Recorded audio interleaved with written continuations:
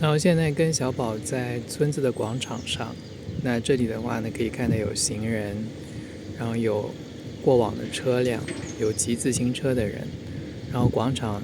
其实可以看到对面的话有2只大鹅，其实这个就是社会化，让他在比较平静的情况下来观察周围的环境，让他知道这些东西是安全的，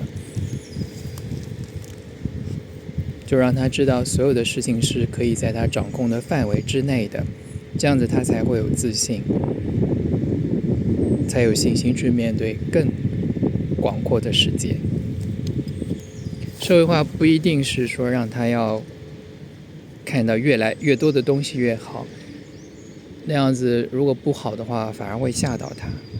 所以尽量要一步一步来。